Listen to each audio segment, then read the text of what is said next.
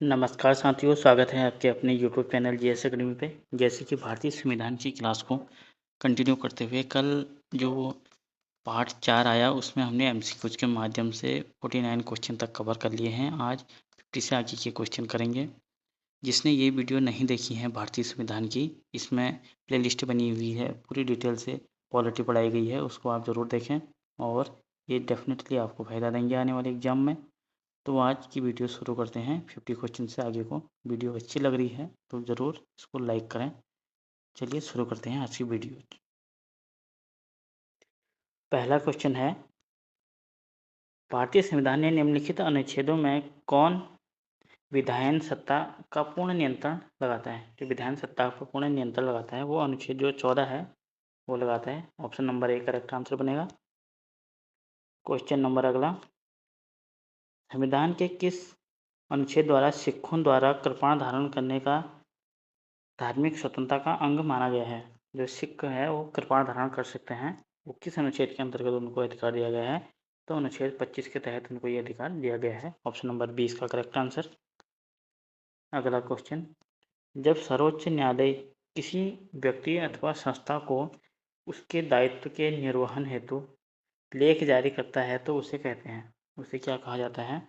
उसको कहा जाता है परमादेश। ऑप्शन नंबर जो बी है वो करेक्ट आंसर। क्वेश्चन नंबर अगला, एक ऐसी रीट जो न्यायपालिका द्वारा जारी की जाती है तथा उसमें कार्यपालिका से कहा जाता है कि वह ऐसे कार्य करें जो उसे प्रदत्त शक्तियों के अंतर्गत करना चाहिए, उस रीट को क्या कहा जाता है? उस रीट को कहा जाता है, ऑप्शन नंबर जो बी है, mandamus. Option number B correct answer. अगला क्वेश्चन, निम्नलिखित में से किसके मामले उच्च न्यायालय और सर्वोच्च न्यायालय दोनों में आधिकारिकता में आते हैं? जो हाई कोर्ट और सुप्रीम कोर्ट है किसके मामले आते हैं? वो मूल अधिकार के मामले, जिसमें हमको पता है कि मूल अधिकार, क्योंकि हम हाई कोर्ट और सुप्रीम कोर्ट दोनों में याचिका दायर कर सकते हैं अगर हमारा मूल अधिकारों का हनन हो रहा है तो। अगला क्वेश्चन, निम्न में से कौन सी एक याचिका अधीनस्थ न्यायालय की कार्य पद्धति का परीक्षण करती है? तो इसमें जो हमारा आंसर बनेगा, आंसर नंबर सी, उत्प्रेक्षण, बिल्कुल करेक्ट आंसर। और इसी से कोरिलेटेड क्वेश्चन जो अगला आ रहा है, क्वेश्चन नंबर 56, एक उच्च अधिकारी प्राप्त न्यायालय द्वारा उत्प्रेक्षण रिट जारी की जाती है। कब की जाती है उत्प्रेक्षण रिट जारी? तो इसमें जो हमारा आंसर बनेगा वो आंसर पहला, एक अधीनस्थ न्यायालय को कि वह पुनरीक्षण रिव्यू हेतु एक मामले विशेष की कार्यवाही का लेखन उन्हें हस्तांतरित कर दे। बिल्कुल सही है। अगला क्वेश्चन, निम्न में से कौन एक रिट न्यायपालिका में कार्यपालिका लंबित होने की दशा में लागू की जाती है? लंबित मामले की दशा में लागू की जाती है, वो है ऑप्शन नंबर सी, प्रतिषेध। अगला क्वेश्चन, निम्नलिखित में से कौन सा युग्मक जो है वो सही नहीं है? 4 ऑप्शन दिए गए हैं, कौन सा युग्मक सही नहीं है वो बताना है। पहला है कानून के समक्ष समानता, इसका जो नागरिकों और गैर नागरिकों को दोनों को प्राप्त है। जी हाँ, जो विदेशी और भारतीय दोनों को कानून के समक्ष समानता मिलती है, ये तो बिल्कुल हमारा सही हो गया। अगला क्वेश्चन, अगला ऑप्शन देखते हैं।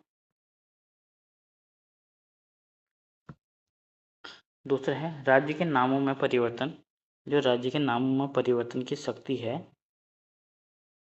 वो है राज्य विधानसभा की शक्ति। ये नहीं, राज्य विधानसभा की शक्ति नहीं, ये संसद की शक्ति है। ये हमारा रॉन्ग आंसर हो गया। और तीसरा देख लेते हैं, नए राज्य का निर्माण संसद की शक्ति है। ये भी बिल्कुल करेक्ट है। सरकारी नौकरी में अवसर की समानता जो है केवल भारतीय नागरिकों को है, ये भी बिल्कुल सही है, विदेशियों को नहीं है। तो इसका हमारा आंसर बन जाएगा, आंसर नंबर बी करेक्ट है। अगला क्वेश्चन, भारतीय संविधान में अस्पृश्यता उन्मूलन से संबंधित अनुच्छेद कौन सा है? तो अस्पृश्यता का अंत है वो अनुच्छेद 17 में उल्लेखित है। अगला क्वेश्चन, संपत्ति के अधिकार को कब समाप्त किया गया? जो संपत्ति का अधिकार है इसको 1978 और में 44वें संविधान संशोधन द्वारा समाप्त किया गया, जिसको अब अनुच्छेद 300 के ए में एक विधिक अधिकार का दर्जा दे दिया गया है। 300 के ए में एक विधिक अधिकार दे दिया गया। क्वेश्चन नंबर अगला, बंधुआ मजदूरी उन्मूलन अधिनियम संसद में पारित किया गया। जो बंधुआ मजदूरी अधिनियम है ये संसद में कब पारित किया गया? ये किया गया 1976। ऑप्शन नंबर जो बी है वो हमारा करेक्ट आंसर। अगला क्वेश्चन, भारतीय संविधान में जैसे निहित है कि निम्न में से कौन सा समानता के मौलिक अधिकारों से सम्मिलित नहीं है? वो है, इसका जो हमारा आंसर बनेगा वो आर्थिक समानता का अधिकार है, ये सम्मिलित नहीं है। बाकी कानून के समक्ष समानता, सामाजिक समानता, अवसर की समानता, ये तीनों शामिल है। अगला क्वेश्चन, भारतीय संविधान का कौन सा अनुच्छेद व्यक्ति के विदेशी यात्रा के अधिकार को संरक्षण प्रदान करता है? विदेशी यात्रा के संरक्षण को प्रदान करता है अनुच्छेद 21। ऑप्शन नंबर जो सी है वो करेक्ट आंसर। अगला क्वेश्चन, भारतीय संविधान के अनुच्छेद 13 का मुख्य उद्देश्य निम्नलिखित में से किसके संदर्भ में भारतीय संविधान की सर्वोच्चता सुनिश्चित करता है? जो भारतीय सर्वोच्चता सुनिश्चित करता है वो ऑप्शन नंबर जो बी है मौलिक अधिकार, ये बिल्कुल करेक्ट आंसर हो जाएगा। क्वेश्चन नंबर 65, संविधान के किस अनुच्छेद के अंतर्गत शिक्षण संस्थानों में जिसमें गैर सरकारी व सरकारी अनुदान प्राप्त की सम्मिलित है, अन्य पिछड़े वर्ग, अनुसूचित जाति, अनुसूचित जनजाति हेतु आरक्षण की सुविधा प्रदान की गई है? जो शिक्षण संस्थानों में जो अन्य पिछड़े वर्ग को ओबीसी, एससी और एसटी के लिए आरक्षण का प्रदान किया गया है उनकी सीटों का, कि इसमें ये व्यक्ति पढ़ेंगे, वो किस अनुच्छेद के अंतर्गत कहा गया है? वो कहा गया है अनुच्छेद 15 के 5 के तहत, जिसका ऑप्शन जो बन जाएगा हमारा वो बी करेक्ट आंसर है। अगला क्वेश्चन, संविधान के अंतर्गत मूल अधिकारों का संरक्षक है।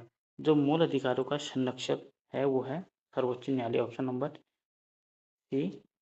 अगर आपके मूल अधिकारों का हनन हो जाता है उच्च न्यायालय और सर्वोच्च न्यायालय दोनों में अपने रेट डाल सकते हैं। अगला क्वेश्चन, निम्नलिखित में से कौन एक सही है? बताना कि इन 4 ऑप्शनों में कौन सा सही है, कौन सा ऑप्शन। तो पहला पढ़ते हैं, भारतीय संविधान में मूल अधिकारों को शामिल करने के लिए नेहरू रिपोर्ट 1928 में समर्थन किया था। ये बिल्कुल हमारा करेक्ट हो जाएगा। और तीसरा और चौथा पढ़ लेते हैं, भारत सरकार अधिनियम 1935 ने मूल अधिकारों को प्रश्रय दिया था। बिल्कुल रॉन्ग आंसर। अगस्त प्रस्ताव 1940 में ने मूल अधिकारों शामिल किए थे, ये भी बिल्कुल रॉन्ग।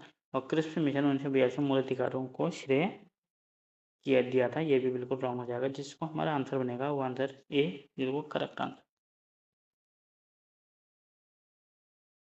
अगला क्वेश्चन, संविधान के अनुच्छेद 25 के अनुसार धर्म स्वतंत्रता का अधिकार किसके अधीन नहीं है? किसके अधीन नहीं है ये बताना है। इसका जो हमारा आंसर बनेगा वो बनेगा आंसर नंबर जो डी है मानवतावाद, ये बिल्कुल नहीं है। इसके सार्वजनिक व्यवस्था, स्वास्थ्य और सदाचार के लिए है। अगला क्वेश्चन, भारत के संविधान के अनुसार निम्नलिखित में से कौन सा देश के शासन के लिए आधारभूत है? देश के शासन के लिए जो आधारभूत है वो है नीति निर्देशक तत्व। ऑप्शन नंबर जो सी है वो हमारा करेक्ट आंसर डीपीएसपी।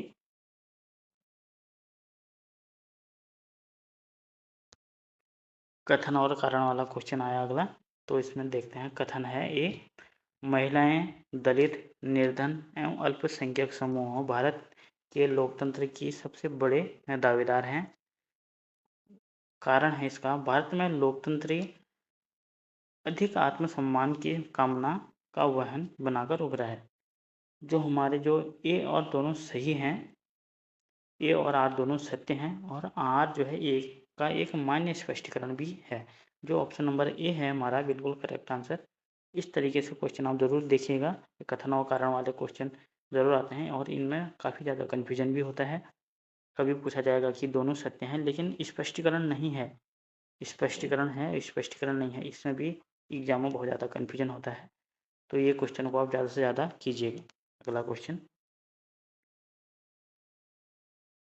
निम्न में से कौन सा एक मानव अधिकार संविधान के अंतर्गत मौलिक अधिकार भी है? कौन सा इसके अंतर्गत है? मौलिक अधिकार भी है। जो शिक्षा का अधिकार है हमारा एक मौलिक अधिकार के अंतर्गत आता है। अगला क्वेश्चन, गणतंत्रीय अवधारणा से संबंधित निम्नांकित में से कौन एक नहीं है? बिना बताना कि कौन सा नहीं है। पढ़ लेते हैं। एक राज्य जिसमें जनता सर्वोच्च है, ये बिल्कुल करेक्ट है। सर्वोच्च शक्ति निर्वाचन प्रधान में निहित है, ये भी बिल्कुल सही। अगला है, सर्वोच्च शक्ति एक राजा के समान एक ही व्यक्ति में निहित है, बिल्कुल नहीं। एक ऐसी सरकार जो जनता द्वारा निर्वाचित प्रतिनिधि की हो, ये भी बिल्कुल सही है। तो इसका जो हमारा आंसर बनेगा वो आंसर नंबर 80 है, वो करेक्ट है, एक व्यक्ति पर नहीं है। अगला क्वेश्चन, प्रत्यक्ष बंदीकरण अधिनियम के अंतर्गत एक व्यक्ति बिना मुकदमा चलाए बंदी बनाया जा सकता है। कितने माह तक बनाया जा सकता है? 1 माह, 6 माह, 9 माह, 3 माह। तो ये बनाया जा सकता है 3 माह तक। बंदी बनाए गए व्यक्ति के मौलिक अधिकारों की रक्षा किस अनुच्छेद में प्रदत्त है? अगर कोई व्यक्ति बंदी बनाया गया है, उसके मौलिक अनुच्छेदों का प्रदत्त जो है वो अनुच्छेद 22 में निहित है। अगला क्वेश्चन, स्वतंत्रता के अधिकार के भाग के रूप में निम्नलिखित में से कौन सा बिना हथियार के शांतिपूर्ण ढंग से इकट्ठा होने की स्वतंत्रता के अंतर्गत नहीं आता? कौन सा नहीं आता? घेराव अवसर जो अपना कर्तव्य नहीं निभाते, शांतिपूर्वक इकट्ठा होने, एकत्रित जनता जिनको हथियार नहीं रखना चाहिए, और ऑप्शन नंबर डी है, इस अधिकार के अभ्यास पर राज्य कानून बनाकर तर्कपूर्ण प्रतिबंध लगा सकती है। जो इसका जो हमारा आंसर बनेगा, ये बनेगा जो आंसर नंबर ए है वो करेक्ट आंसर होगा, ये रॉन्ग हो जाएगा, बाकी सब सही है। घेराव अफसर जो अपना कर्तव्य नहीं निभाता है, ये बिल्कुल रॉन्ग हो जाएगा, बाकी सब सही है।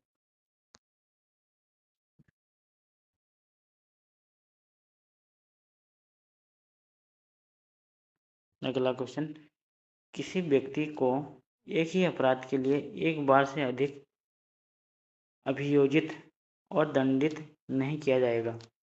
अपराधों के लिए दोष सिद्धि के संबंध में उपरोक्त संरक्षण किस अनुच्छेद के अंतर्गत दिया गया है? वो दिया गया है अनुच्छेद 20 के तहत। अभी पीछे भी ये क्वेश्चन आया था, किस किस तरीके से क्वेश्चन पूछा जाता है, कितना घुमाव क्वेश्चन, और ये रिपीटेड क्वेश्चन है, पहले एग्जाम में जरूर पूछा गया है।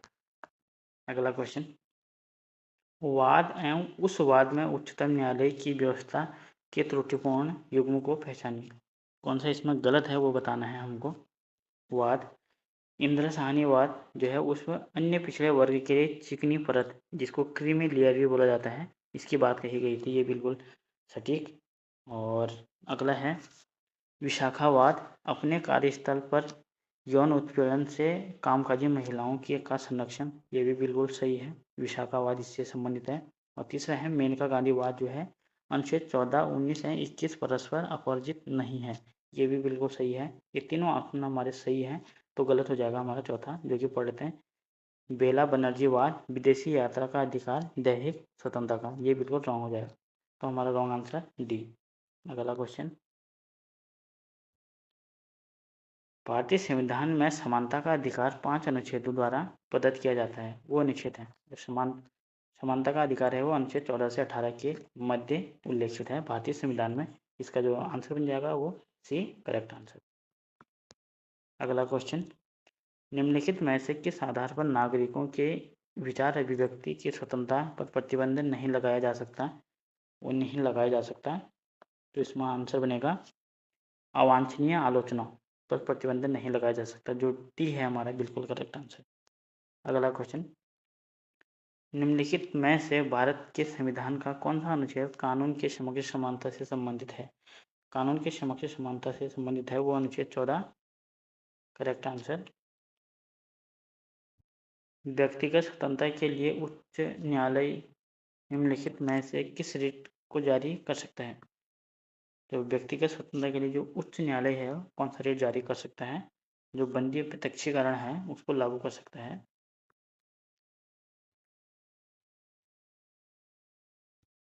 भारतीय संविधान के किस अनुच्छेद में विधि के समन्वय प्रक्रिया के सिद्धांत को शामिल किया गया है? तो किस अनुच्छेद के अंतर्गत?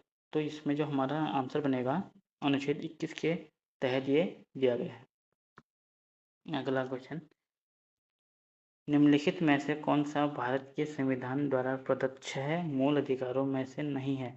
कौन सा 6 मूल अधिकारों में से नहीं है? समानता का अधिकार है, शोषण के विरुद्ध अधिकार भी है और धर्म की स्वतंत्रता का अधिकार भी है, जो कि विरोध करने का अधिकार नहीं है। ये रॉन्ग आंसर। इसका जो आंसर बनेगा वो हमारा बी बनेगा। क्वेश्चन नंबर अगला, अनुसूचित जाति तथा अनुसूचित जनजाति के किस अनुच्छेद के अंतर्गत मौलिक सामाजिक, आर्थिक, राजनीतिक तथा सांस्कृतिक अधिकार दिया गया है? एससी और एसटी के किस अनुच्छेद के अंतर्गत सामाजिक, आर्थिक और राजनीतिक और सांस्कृतिक अधिकार दिया गया है? वो अनुच्छेद जो बनेगा हमारा जो डी है वो करेक्ट आंसर अनुच्छेद जो 17 है इसके तहत दिया गया है।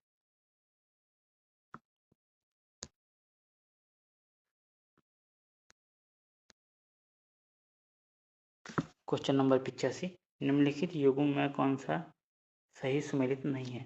बताना कि कौन सा इसमें सही सुमेलित नहीं है। मानव दुर्व्यवहार तथा बलात्संग का प्रतिषेध जो है अनुच्छेद 23 में उल्लिखित है, बिल्कुल सही है।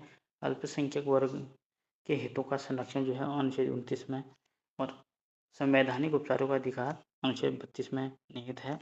शिक्षण संस्थानों की स्थापना तथा प्रशासन करने की अल्पसंख्यक वर्गों का अधिकार अनुच्छेद 31, ये अनुच्छेद 31 में नहीं है। ये मैंने आपको पिछली वीडियो में बताया है, तो आप पिछली वीडियो में ये कमेंट बॉक्स में बताइए कि किस अनुच्छेद के अंतर्गत आता है। अगला क्वेश्चन, भारत में नागरिकों के अधिकार मौलिक अधिकार में संशोधन कौन कर सकता है? जो मौलिक अधिकार में संशोधन है वो संसद द्वारा किया जाता है। ऑप्शन नंबर जो सी है करेक्ट आंसर। अगला क्वेश्चन, निम्नलिखित में कथनों पर विचार कीजिए। कथनों कारण वाला क्वेश्चन।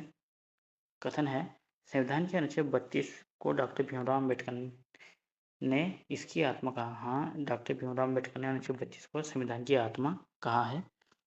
और कारण है, अनुच्छेद 32 मौलिक अधिकारों के अतिक्रमण के विरुद्ध प्रभावी उपचार का प्रावधान करता है। ये भी बिल्कुल सही है। तो इसका जो हमारा आंसर बनेगा ए और आर दोनों सही है, और ए जो है सही स्पष्टीकरण आर है, ये भी बिल्कुल सही आंसर। ये हमारा बिल्कुल करेक्ट आंसर। और वीडियो का अंतिम क्वेश्चन, भारतीय संविधान के में पुनरावलोकन न्यायिक पुनरावलोकन का आधार है। जो इसका जो आंसर बनेगा वो आंसर बनेगा हमारा विधि द्वारा स्थापित प्रक्रिया। जो न्यायिक पुनरावलोकन जो है वो विधि द्वारा जैसी प्रक्रिया स्थापित है उस प्रकार हमारा किया जाएगा। तो ये भारतीय जो मूल अधिकार है फंडामेंटल राइट्स, इसके वन लाइनर और MCQs ऑब्जेक्टिव क्वेश्चन जितने भी हमने कवर कर लिए हैं। इसके बाद जो हमारी नेक्स्ट वीडियो आएगी वो आएगी DPSP नीति निर्देशक तत्व और मूल कर्तव्य के बारे में, जो अध्याय 4 है। तो वीडियो कैसी लग रही है ज़रूर बताएं। वीडियो अच्छी लगी तो इसको ज़रूर लाइक करें और दोस्त के साथ भी शेयर करें और चैनल को सब्सक्राइब करके ज़रूर जाएं। धन्यवाद।